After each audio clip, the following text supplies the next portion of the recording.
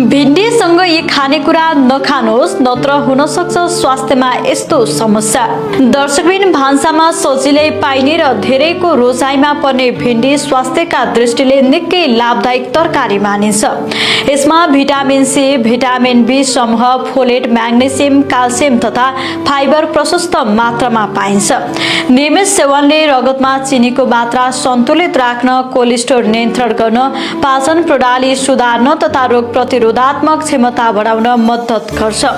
कम तेल र मसला प्रयोग गरी पकाएर खाँदा यसको पोषण तत्त्व अझ प्रभावकारी रूपमा शरीरले अवशोषण गर्न सक्छ। विशेष गरी मधुमेहका बिरामीका लागि भिन्डी उपयोगी मानिन्छ। यसले आँखा र हड्डीको स्वास्थ्यमा पनि सकारात्मक प्रभाव पार्छ। तर यति धेरै फाइदा हुँदाहुँदै पनि केही खानेकुरासँग भिन्डी सँगै सेवन गर्दा स्वास्थ्यमा समस्या निम्तिन सक्छ। त्यसैले यस संयोजनबाट जोगिनु आवश्यक छ।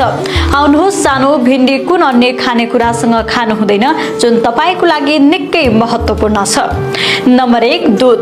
भिन्डीमा अक्सालेट तत्त्व पाइन्छ जुन क्याल्सियमसँग मिल्दा शरीरमा पत्थरी बन्ने जोखिम बढाउन सक्छ। दूधमा क्याल्सियम प्रशस्त हुने भएकाले यी दुई सँगै सेवन गर्नु उपयुक्त मानिँदैन। नम्बर 2, करेला।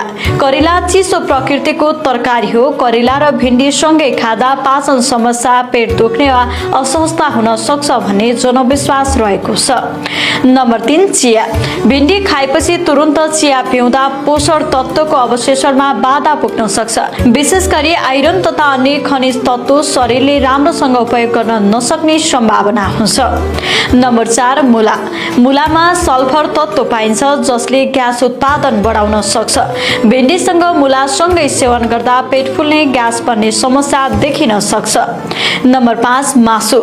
भिन्डी र मासु दुवै पच्न समय लाग्ने खानेकुरा हुन्। यी सँगै खाँदा पाचन प्रणालीमा अतिरिक्त दबाव पर्न सक्छ जसले अपच वा पेट भारी हुने समस्या निम्त्याउन सक्छ।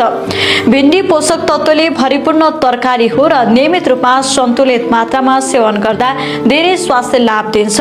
तर सही संयोजनमा नखाएमा यसको फाइदा घट्नुका साथै केही स्वास्थ्य समस्या देखिन सक्छ। त्यसैले खानपानमा सन्तुलन र सचेतता आवश्यक रहेको छ।